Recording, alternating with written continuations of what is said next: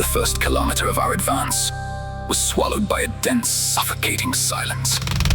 The deeper we pushed into the interior of the AO, the tighter the jungle closed in around us. The towering blue alien foliage, with the red sky overhead, completely knit together, forming a jagged, blood-colored ceiling that bled away the faint twilight, plunging the swamp floor into a state of permanent, deep gray shadow. The humid air inside my helmet grew heavy, thick with a damp stench of stagnant water and old moss. Above us, the deep, chest-rattling thrum of the Star of Dawn's thrusters was heavily muffled by the dense canopy, a comforting low vibration that reminded me my main batteries were still locking onto our coordinates through the leaves. We are about a kilometer out.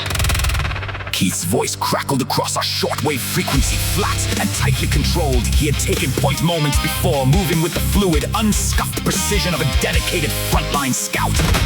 Suddenly, Keith dropped to one knee, his right gloved hand rising to flash a rigid, closed-fist tactical sign. On my forearm tack pad, his locator icon flared with a sharp amber pulse, casting a series of predictive threat lines across our shared visor overlays.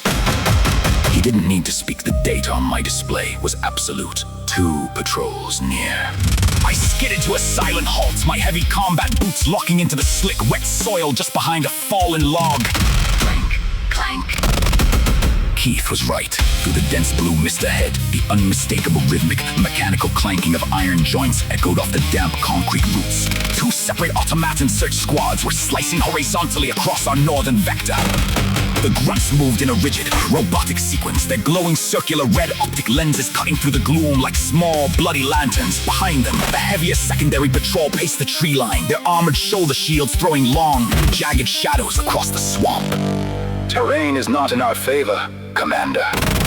I looked down and cursed silently into my B-01 tactical helmet. The bottleneck was a logistical nightmare. The stable ground narrowed into a thin, treacherous ridge of slippery stone, bordered on one side by a deep body of water, and the other bubbling black mud tar pits thick with trees and foliage. Stepping into that sludge meant sinking past our knee plates instantly, dropping our mobility to 0 in a zone where speed was our only shield. If we tried to bypass them, the suction of the tar pits would slow our pacing to a crawl. But if we stood our ground and launched an assault, the bottleneck would force us to fight single file with no concrete cover to shield us from their lasers.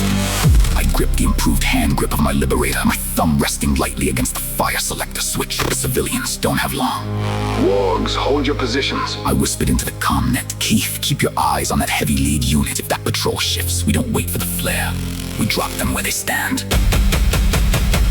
As I call in for Eagle 1 to drop a cluster bomb payload, I was ordering Commander Kelly to move to position. And ready, an orbital precision strike.